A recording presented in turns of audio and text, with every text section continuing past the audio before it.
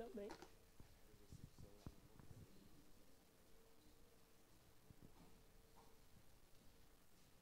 Bom dia, irmãos. Paz. Estão acordados? Tá um pouquinho difícil, mas dá para acordar. Eu queria que vocês já abrissem a Bíblia lá em Filipenses. Filipenses capítulo 4, deixa aberto aí. Filipenses capítulo 4.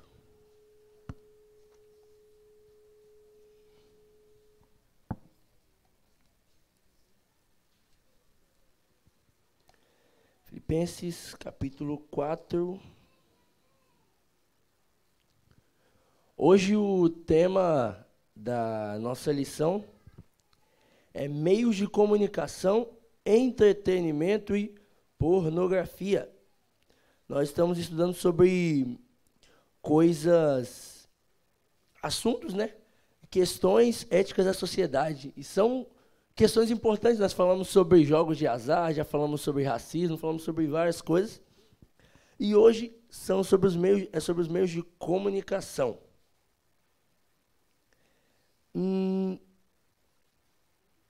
Podem deixar aberto que no finalzinho a gente vai voltar nesse texto rapidamente. A verdade é que hoje em dia, nos dias atuais, no século XXI, no ano de 2023, poucas são as coisas que conseguem chamar mais a atenção dos seres humanos do que a internet. O tempo todo a gente está na internet, a gente está usando o tempo todo e, em certo sentido, é necessário, nós precisamos da internet, precisamos de redes sociais, mas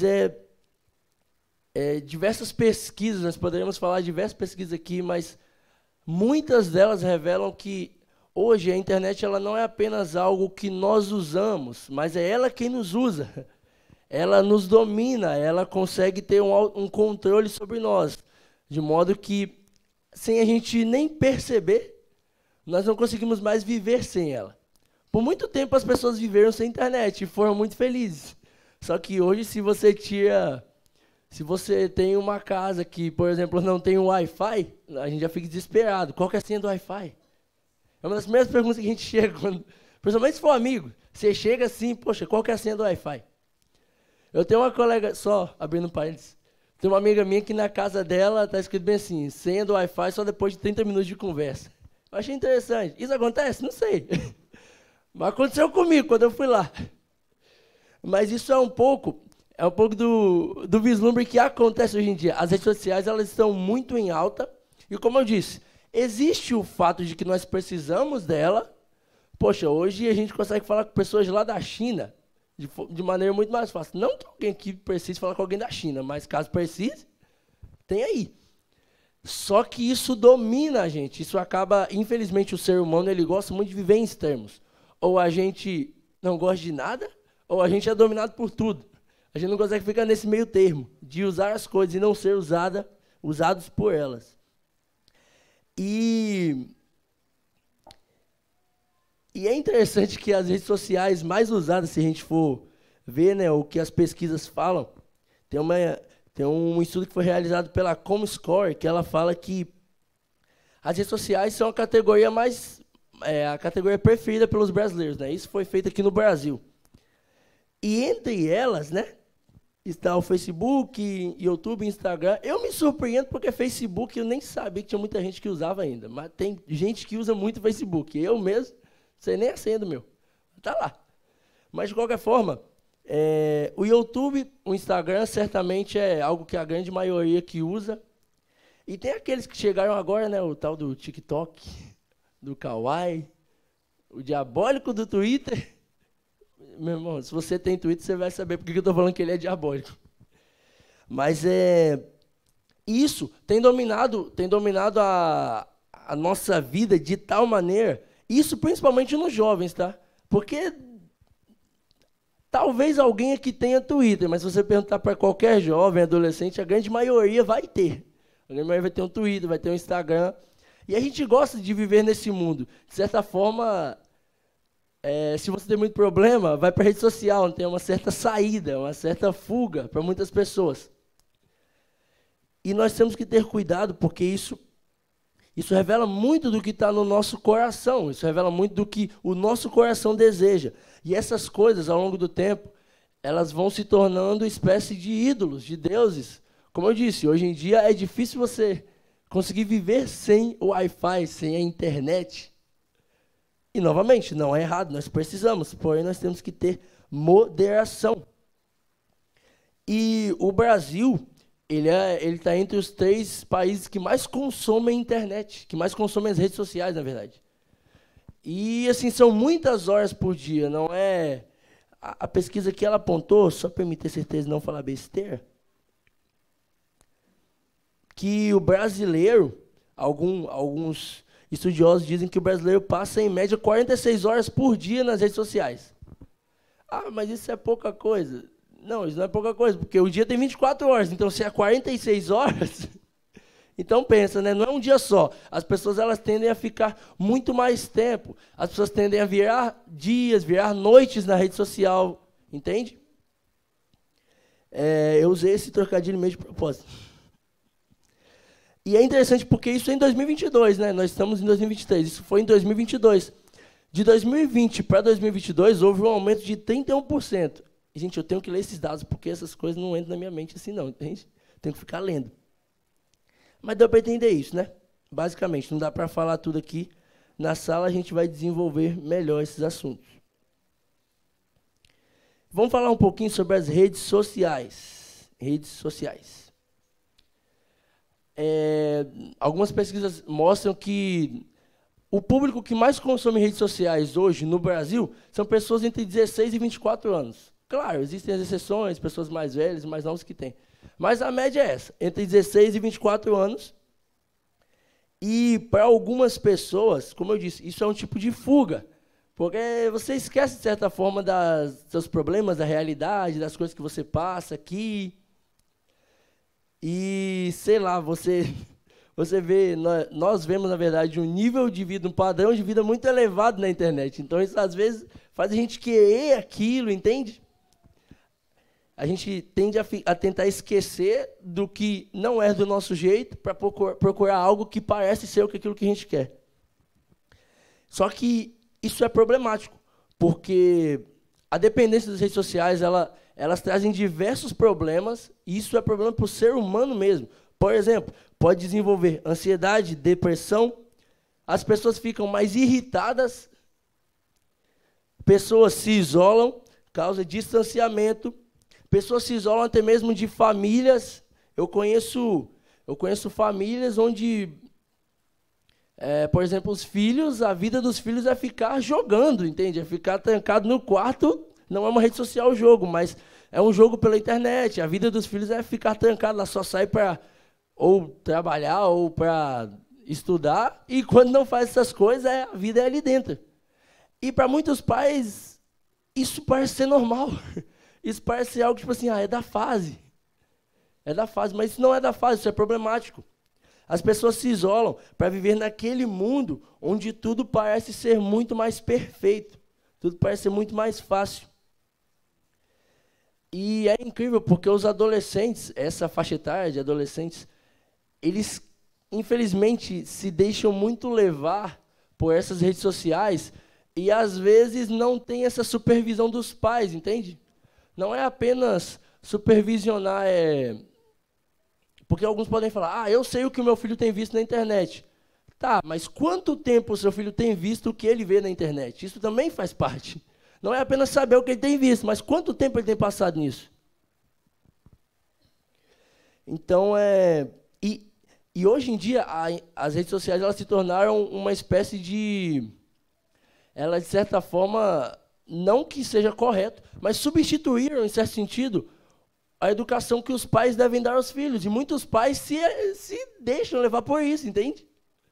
Muitos pais se entregam, deixam que os seus filhos sejam doutrinados por aquilo que está sendo dito na internet, na rede social, e tá tranquilo, é só um vídeo, é só uma publicação, é só isso aqui, é só isso ali. É sempre só, nunca vê o grande problema que isso pode gerar lá no futuro. E hoje em dia, o que nós temos de más influências na internet, principalmente para crianças, É complicado. Porque nós temos canais, por exemplo, de YouTube, que dizem ser direcionados a crianças, né, ao público infantil. Mas ensina as crianças a mentir, entende? Ensina as crianças... Quem está ligado sabe de que eu estou falando, especificamente. Não vou citar nomes, porque isso pode dar problema, né? Hoje em dia está complicado. Mas existem muitas pessoas, muitos canais, muitas páginas também, muitas contas, muitos perfis, que eles estão colocando nos adolescentes e nas crianças um estilo de pensamento diferente do que o cristianismo tenta trazer, entende?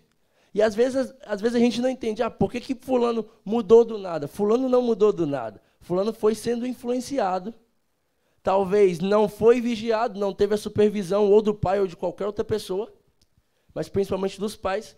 E a pessoa chega a mudar até o comportamento dela, quem ela é. Ela, como eu disse, ela pode se tornar mais irritada com qualquer coisa, porque, como eu disse, o que acontece na internet nem sempre é a realidade. Poucas das vezes é de fato a realidade. Então as pessoas tendem a ficar mais irritadas com o que elas veem na realidade. Poxa, por que não é igual o que eu vi lá? E é aquela brincadeira que a gente faz, né? Que na internet todo mundo é muito feliz. Rede social todo mundo é muito completo. Mas isso é um pouco sobre as redes sociais. Tem muita coisa aqui para a gente falar, por isso que eu estou adiantando muito. Vamos falar um pouco sobre o jornalismo, né? O jornal hoje em dia, o que nós vemos no jornal. E tem uma informação aqui interessante que eu achei muito boa. Eu não sabia, mas se vocês não sabiam, vocês vão saber agora. Existe um código de ética dos jornalistas brasileiros. Existe um código que eles devem seguir, né? Eu não sabia. E é o artigo 7º e o artigo 13. Diz assim o artigo 7, sobre o jornalismo. O compromisso fundamental do jornalista é com a verdade dos fatos. E seu trabalho se pauta pela precisa apuração dos acontecimentos e sua correta divulgação. O artigo 13 desse Código de Ética dos Jornalistas diz: o jornalista deve evitar a divulgação dos fatos, com o interesse de favorecimento pessoal ou vantagens econômicas, de caráter mórbido e contrários aos valores humanos. Ou seja, basicamente, quando uma pessoa se torna jornalista, ela faz um compromisso de estar pela verdade, a favor da verdade e divulgar somente a verdade. O que acontece hoje em dia?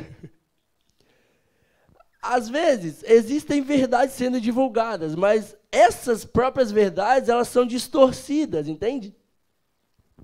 Por exemplo, Kirby Anderson, ele é um teólogo, ele fez um estudo acerca das redes sociais, ele informou uma coisa, que ele pegou algumas maneiras de como esse jornalismo pode influenciar, e tem influenciado de fato, a sociedade, e no modo ruim, infelizmente. Novamente, só uma coisa, não estou falando de jornalismo errado, tá? Não estou falando, nós precisamos do jornal, precisamos dele para estarmos informados. Mas o que nós vemos muito hoje não é esse compromisso que o Código de Ética exige, né, do jornalismo, principalmente o brasileiro. Mas, por exemplo, uma forma que o jornalismo tem influenciado demais a nossa sociedade é na linguagem. Por quê? Vamos pegar aqui um assunto um pouco delicado, não vou entrar em pormenores, mas vamos pegar, por exemplo, o aborto, né? Aqueles que são a favor do aborto, hoje em dia são chamados de pessoas pró-escolha, né? Aqueles que apoiam e que usam a ciência ou qualquer outra coisa para apoiar que, não, o aborto ele é possível, sim, deve ser permitido. E existem aqueles que são contrários, como é o exemplo do cristianismo, nós cristãos. E aqueles que são a favor são chamados de pró-escolha. Ou seja, eles são a favor da escolha da pessoa. Só que aqueles que são contra deveriam ser chamados de pró-vida, mas não, são chamados de o quê? Moralistas militantes. Isso aqui são categorias que, se você procurar na internet, você vai estar lá. Anti-aborcionistas. Entende? Então, a forma é o mesmo conceito, nós falamos que nós somos pró-vida, só que o mesmo conceito pode ser falado com outras palavras, de modo que ele fique de um modo que denigre a imagem de quem é contra. E isso é uma coisa que o jornalismo tem usado muito. Ele fala uma verdade, mas, como eu disse, ele distorce com as palavras que ele usa. Ele consegue colocar o lado dele a partir daquilo que ele usa, mostrando que o lado contrário é péssimo. Então, o tipo de linguagem influencia demais. Outra coisa, a extensão da cobertura dos fatos. Por exemplo, existem fatos que têm muito mais cobertura do que outros. Você não vê, por exemplo, não é normal nós vermos destaques, marchas pró-vida, entende? Pessoas que são a favor da vida, aquele negócio. Até tem, mas não é destaque. O que é destaque hoje em dia? Sei lá, marcha pelo meio ambiente, parada gay. Se tem essas coisas ficam em capa, entende? Elas ficam em evidência. Ou aquilo que é menos, vamos dizer assim, aquilo que concorda menos com o jornalismo, eles tendem a dar menos destaque. E isso aqui já quebra todo o compromisso que foi feito lá no Código de Ética. Começa por aí. Mas é o tipo de coisa que a gente está acostumado a ver. E dentro dessa questão da cobertura vem um lugar de destaque, ou seja, eles é quem decide, se a gente for ver de modo geral, é eles quem decidem o que é importante e o que não é importante. Porque aquilo que parece ser mais importante fica na capa. Aquilo que não é tão importante fica lá na contracapa, lá no final, onde eles sabem que ninguém vai chegar. Assim, poucas das pessoas vão de fato olhar. Hoje em dia a gente não tem muitos negócios de pegar jornal, né? Mas quando tinha, não era todo mundo que lia um jornal. Geralmente você comprava o jornal para ver algumas coisas específicas. Aquilo que eles tendem a colocar como menos importante fica lá no final. Um exemplo, se você pegar um jornal, qualquer jornal, eu digo jornal físico, geralmente as matérias sobre algo da igreja tá lá no finalzinho, lá no último, lá na contracapa, e se você chegar até lá, você vê, se não, você nem vê. E diversas ações têm sido feitas pelo cristianismo no Brasil, mas quantas são mostradas, entende? Quantas recebem algum lugar de destaque de fato? Mas deixa um pastor ser acusado de assédio sexual. Deixa acontecer algum escândalo acerca do cristianismo. Isso é página, isso é capa, isso aí é... Se você for em qualquer rede social, vai estar lá. Se você for em qualquer meio de comunicação, vai estar lá. E é uma das primeiras coisas, e não é apenas falar. Eles falam, refalam, dão mais ênfase. E é assim que acontece hoje, no Brasil, pelo menos. Tem a questão das entrevistas, né? A gente vê... A gente sabe que tem muito problema com essa questão de cortes de entrevista, né? Porque geralmente as entrevistas elas não são postadas, não vão para as redes sociais de modo completo, entende? E aqui eu achei um fato muito interessante que nos bastidores, né, dessas entrevistas, quando o entrevistado fala algo que talvez não concorda muito com aquilo que o entrevistador está perguntando, o que eles têm? Eles têm uma tática de fazer a mesma pergunta várias vezes, com palavras diferentes, até que chegue a uma resposta que pareça ser o que mais concorda. E é isso que vai para o ar, entende? Essas coisas que vão para o ar. Não é a discordância, mas sim as frases que parecem concordar. Essas coisas que vão para o ar, essas coisas que ficam em destaque. E tem muita coisa que a gente tem que ter cuidado, principalmente nessa questão de o que nós vemos na internet. Porque existem muitas pessoas mal intencionadas. Pessoas que... Isso acontece direto com pastores. Se você for na internet, é o que mais acontece. Pessoas que cortam trecho de pregação, onde o cara fala uma coisinha que... Ele não falou de fato aquilo. Mas, naquele corte, naquela partezinha apenas que foi postada e que foi mostrada e colocada em destaque, parece que ele falou aquilo.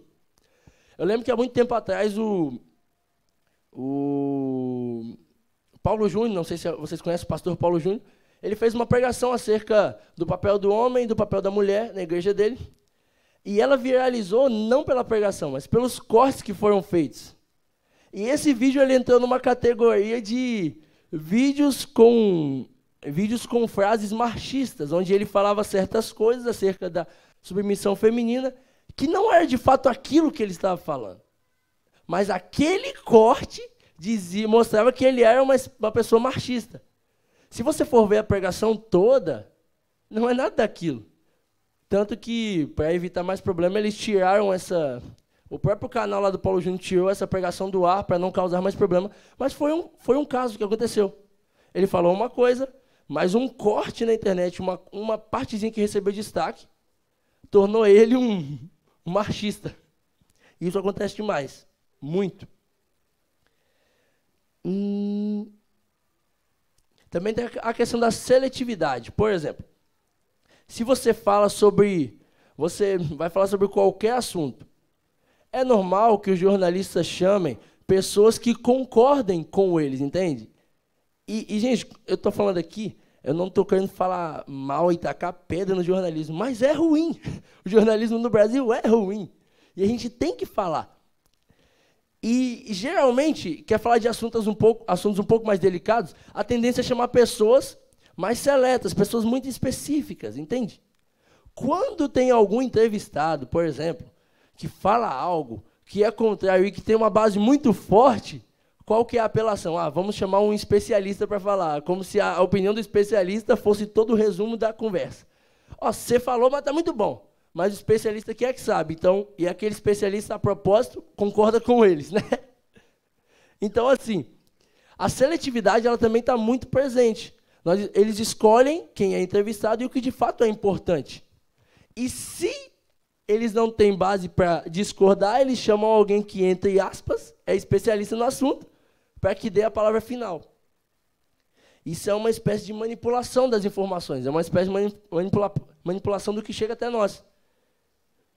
E é isso. E isso é um pouco sobre o jornalismo no Brasil, né? Agora vamos falar rapidamente acerca da pornografia. E isso é muito presente.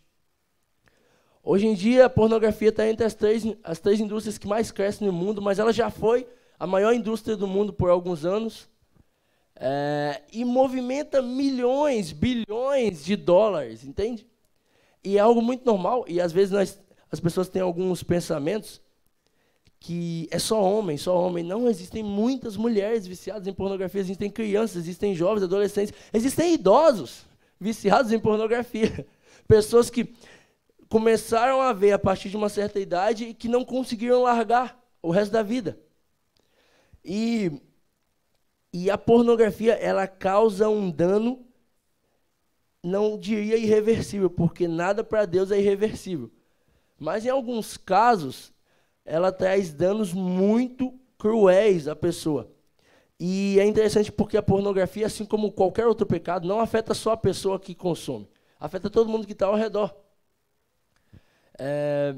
Já ouvi histórias, né, o pastor Lucinho, há muito tempo atrás, ele disse que eles foram fazer uma espécie de caminhada, né, contra a pornografia, fizeram vários cartazes assim, falando contra a pornografia, para as pessoas se libertarem disso. E uma senhora chegou correndo e falou até ele: pastor, eu queria que o senhor fosse lá em casa orar. Por quê? Aí ele perguntou: por quê, mãe?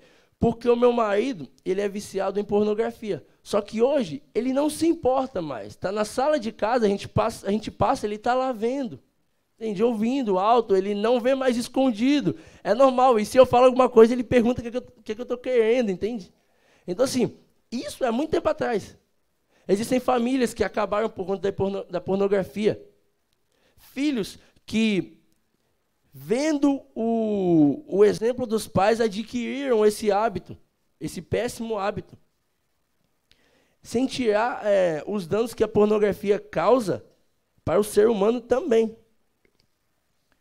O raciocínio fica mais lento, tem muitas coisas, mas uma delas é que o raciocínio fica mais lento. E só ver uma coisa aqui, só um minutinho.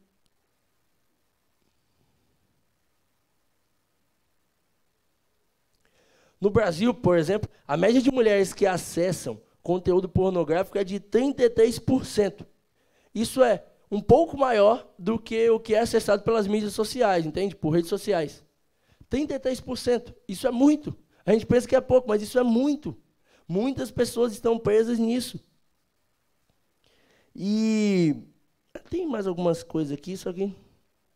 Existe um livro do Tim Chester, o nome dele é Com Toda a Pureza. E nesse livro, ele começa falando um pouco sobre a indústria pornográfica. E ele fala o óbvio que a gente sabe, né? Aquilo que nós vemos lá não é, de fato, como acontece na vida real, né? Os casados podem confirmar. Eu não sou casado, então não sei. Mas não é, tá vendo? Já confirmaram aí. O que acontece ali é uma encenação. Você não vê, no caso, quem vê aqueles vídeos, pensa que tudo que acontece ali é algo de modo sequencial. Mas existem vídeos pornográficos que são gravados em dias, entende?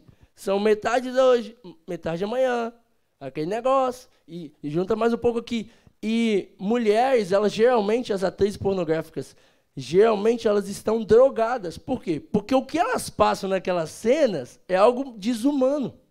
Então, para poder suportar aquilo, elas geralmente estão drogadas. Existem muitos relatos, se a gente for procurar na internet, de pessoas que faziam parte desse meio, desse ambiente da indústria pornográfica, que dizem que é tudo ilusão. É tudo ilusão que você vê. Não apenas o sexo em si que é mostrado, mas aquela chance de ganhar dinheiro, aquela chance, entre aspas, fácil de ter uma condição de vida melhor. Tem uma ex-atriz pornográfica que ela fala que ela deu uma entrevista, ela saiu da indústria, ela fala que, assim, quando ela assinou o contrato, foi para uma coisa. Quando ela percebeu, ela assinou o contrato para ter relações com um homem. Quando ela percebeu, ela já estava tendo com 3, entende?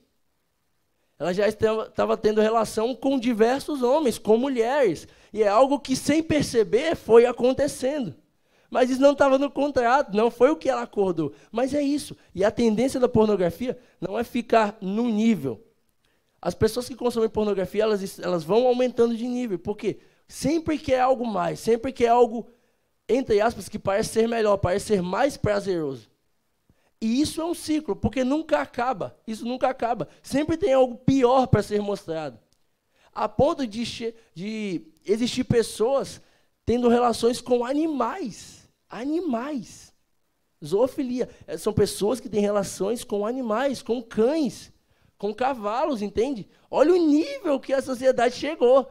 E isso por quê? Porque começou num vídeo aqui, outro vídeo ali, horas aqui, dias ali. Até que chegou um ponto de que o ser humano já não era mais suficiente para a pessoa. Ela teve que partir para outro tipo de raça. E isso nós temos que ter muito cuidado, porque o consumo de pornografia, e é interessante porque a gente geralmente pensa na pornografia, ela afetando nós aqui, né? Eu vou dizer assim, meros mortais, pessoas que têm menos condição. Só que existem diversos atores que admitiram que tiveram problemas com pornografia. Por exemplo, Billie Eilish, Terry Crews. Terry Crews é o pai do Chris lá no Todo Mundo Odeia o Chris, entende? Sabe o que é? Para quem não sabe, é o cara do filme lá das Branquelas, né? Aquele cara lá. Ele fala que ele teve muito problema com pornografia por anos, anos e anos. E hoje ele faz campanhas contra a pornografia. Já da Smith, Hugh Grant, tem muitos aí. E é interessante porque, por exemplo, pessoas, esses criminosos, estupradores, essas pessoas que desenvolveram esse hábito de abusar de pessoas, se você for no fundo da história, no fundo da história da pessoa, tudo isso começou com um vídeo pornográfico, tudo isso começou com uma pornografia ali e aqui, ao ponto de que a pessoa não conseguiu mais se conter e quis usar outros como objeto, quis fazer o que ela via ali, fazer com outros. E isso não sou eu que estou falando, isso é comprovado, Se não 99%, 90% dos abusadores são pessoas que sofreram com o vício de pornografia na infância ou na adolescência. E é uma coisa que a gente tem que ter muito cuidado, porque na nossa cabeça é sempre assim, eu nunca vou chegar nesse nível. Mas a Bíblia diz para nós guardarmos o nosso coração. O nosso coração pode ir a níveis que nós não imaginamos. Nós podemos chegar a níveis que nós nunca esperamos chegar, e nós temos que ter cuidado. Pornografia não é algo para se brincar, não é mais um vício, não é uma coisinha que acontece ali e que uma hora vai passar. Não passa. Se Deus não libertar, não passa. Então, vamos voltar para o nosso texto aí de Filipenses. Ok, nós falamos sobre esses fatos, mas o que a Bíblia tem a nos falar um pouco sobre isso? Filipenses capítulo 4, vamos ler a princípio do verso 4 até o verso 7. Diz assim, Filipenses 4, do 4 ao 7. Embora eu mesmo tivesse razões para ter tal confiança, se alguém pensa que tem razões para confiar na carne, eu ainda mais. Circuncidado no 8º dia de vida, pertencente ao povo de Israel, a tribo de Benjamim, verdadeiro hebreu, quanto à lei fariseu, quanto ao zelo perseguidor da igreja, quanto à justiça que há na lei irrepreensível. Só um minuto, eu acho que eu estou lendo o texto errado aqui. Eu estou lendo 3, desculpa. Estou vendo aqui o rapaz, não é isso aqui não. Algo está enviesado, algo de errado não está certo. Agora vamos ler o texto certo. É só para ver se vocês estavam atentos. Diz assim, alegrem-se sempre no Senhor, isso aí. Novamente direi, alegrem-se. Seja a amabilidade de vocês conhecida por todos. Perto está o Senhor de vir. Não andem ansiosos por coisa alguma, mas em tudo, pela oração e súplicas e com ação de graças, apresentem seus pedidos a Deus. E a paz de Deus, que excede todo o entendimento, guardará o coração e a mente de vocês em Cristo Jesus. A primeira ideia de Paulo aqui é o quê? Alegrem-se. Alegrem-se no Senhor. A primeira ordem de Paulo. E aqui não é um conselho, é um imperativo, é uma ordem. Estejam alegres no Senhor. Que as pessoas, como eu disse hoje em dia, elas procuram em redes sociais, até mesmo na pornografia, uma fuga dos problemas, entende? Para tornar a vida delas um pouco mais agradável. É a ilusão que se passa muitas vezes. Porém, a Bíblia nos traz a ordem de que nós temos que nos alegrar em Deus. E se alegrar em Deus não é um momento, não é um momento que você está no culto e fica muito feliz, numa êxtase espiritual. Não, é ao longo da vida. É estar contente e satisfeito em Deus. Deus é suficiente para... Tem uma frase no meio teológico que diz que no coração humano há um buraco, há um vazio do tamanho de Deus, no sentido de que só Deus pode preencher esse vazio no homem. Dinheiro, sexo, fama, poder, nada disso vai preencher o seu e o meu coração. Só Deus pode de fato preenchê-lo. E Paulo fala, alegrem-se no Senhor. E ele disse, no verso 6, não andem ansiosos. A segunda ordem de Paulo é, estejam contentes, tenham autocontrole, não andem ansiosos, não cobicem as coisas, em tudo, pela oração e súplicas, apresentem a Deus seus pedidos. Não andar ansiosos, não andar atrás de coisas que nós muitas vezes não precisamos no momento, mas nós queremos o tempo todo, nós queremos e queremos. Não, apresentem a Deus, apresentem diante de Deus os seus pedidos, as suas orações, supliquem a Ele. Paulo está trazendo essa noção de contentem-se com Deus, não com aquilo que vocês veem em outros lugares. E a nossa realidade, ela é um pouco parecida com a do apóstolo Paulo. Principalmente nessa parte da pornografia. Isso era muito, no Império Romano, isso era muito real. Alguns historiadores dizem que de todos os imperadores que teve em Roma, de todos, apenas um era heterossexual. Do resto, todos foram homossexuais. Todos praticaram alguma prática homossexual. Isso era normal. Haviam templos nas cidades, templos no Império Romano, mas em cidades gregas, a deuses, onde os cultos eles eram feitos a partir de sexo. Haviam prostitutas somente para isso. Entende? E era um tipo de culto. Mas Paulo está trazendo, diante dessas dificuldades, diante desse contexto, alegrem-se no Senhor, não andem ansiosos. Apresentem a Ele as suas súplicas.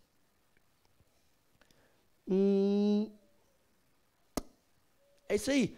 Vamos ler o verso 8 e 9 agora. Diz assim, finalmente, irmãos, tudo que for verdadeiro, tudo que for nobre, tudo que for correto, tudo que for puro, tudo que for amável, tudo que for de boa fama, se houver algo de excelente ou digno de louvor, pensai nessas coisas.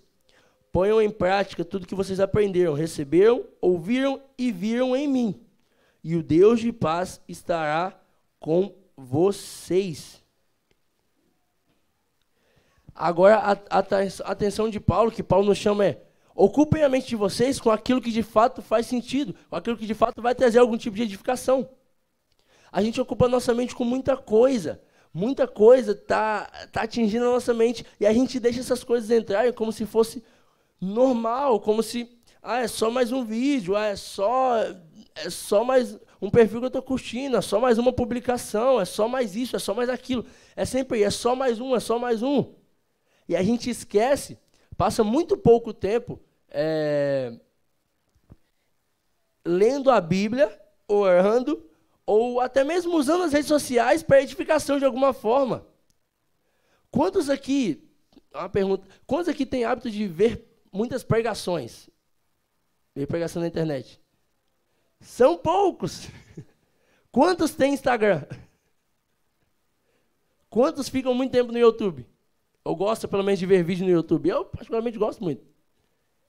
Diminuiu um pouco, mas ainda assim é grande.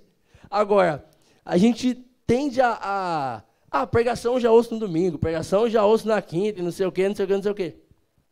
Mas essas coisas, o tempo que nós poderíamos estar gastando na internet, nós poderíamos, sei lá, estar fazendo alguma outra coisa, alguma tarefa diária, coloca uma pregação, você está fazendo, você está cumprindo com o seu dever diário de casa e ao mesmo tempo sendo edificado pela palavra de Deus. Irmão, não existe coisa melhor. Eu particularmente falo, eu gosto muito de ouvir pregação. Não existe coisa melhor do que você estar fazendo alguma coisa, ouvindo uma pregação. É muito bom. É muito bom. E isso é uma forma, claro, não é só isso, mas é uma forma de ocupar a nossa mente com coisas que são de fato excelentes, com coisas que de fato vão nos trazer algum tipo de edificação. E novamente, pregação não é a única coisa que nós podemos ver. Pregação só estou usando um exemplo porque nós somos cristãos. Mas existem coisas que, sei lá, coisas que não são necessariamente cristãs. Mas, por exemplo, um documentário não é necessariamente cristão, mas ele é produtivo, porque você aprende muita coisa. Eu, por exemplo, quando eu estudava geografia na escola e história, eu não estudava lendo coisas, eu estudava vendo documentários, e sempre consegui passar assim. E foi muito bom. E muitas das coisas, e até hoje eu gosto muito de ver documentário. É uma coisa que não está falando de Bíblia, não está falando de Deus, mas é excelente, traz algum tipo de edificação para a sua vida. Traz algum tipo de aumento na nossa mente, entende? Expande o nosso intelecto de alguma forma. Só que a gente gosta muito de ver Netflix. Não que seja errado. Não que seja errado a Amazon. Também não é errado. Gosto muito da Amazon. Só que as coisas são muito invertidas. Hoje é difícil você ver um seriado da Netflix que, por exemplo, não tenham casais homossexuais, não tenham cenas de sexo, talvez não explícitas, mas quase explícitas. É difícil. Aí você tem lá um episódio com 24 minutos, você vê 13, porque o resto é só adiantando, porque não dá pra ver mais nada. Ou você nem vê, porque não tem muito mais do que a gente procurar, entende? Aí, às vezes, a gente tem que ficar com umas séries meio chatas, enfim. Mas o intuito não é falar sobre série. O ponto de Paulo é: foquem a mente de vocês naquilo que, de fato, traz algum bem. E é isso aí. Deu a hora. O pastor tem... Pode ser. Então, show de bola. Vamos ficar em pé, vamos orar rapidinho?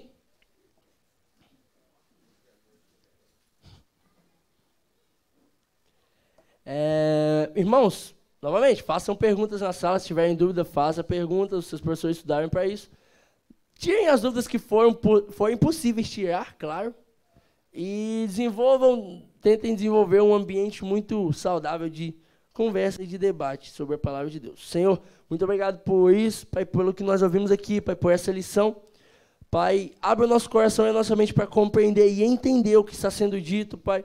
Deus, os professores, Pai, capacita-nos, Pai, ajuda-nos, Pai, em nossas dificuldades e falhas, Pai, muitas vezes em expor alguns conteúdos, Pai, e ajuda-nos, Pai, com o Teu Espírito, Pai, a falarmos de maneira clara, Senhor, e abre os corações, Pai, dos alunos, Pai, para ouvirem, receberem, analisarem, Senhor, e retenham o que de fato for útil, que é o que manda a Tua palavra. Ajuda-nos, Pai, a não sermos escravos, Pai, dos meios de comunicação, Pai. Não sermos escravos daquilo que nós vemos, Pai, nos jornais, Pai, daquilo que, Pai, nós vemos, Pai, alguns, Pai, talvez veem, Senhor, na pornografia. Ajuda-nos, Senhor, a sermos, Pai, escravos de Cristo, Pai, pessoas que estão submissas à vontade de Cristo, que é o que a Tua palavra nos conclama, Pai, a ser. Muito obrigado, continua conosco, para a glória do Teu Filho amado Jesus. Amém.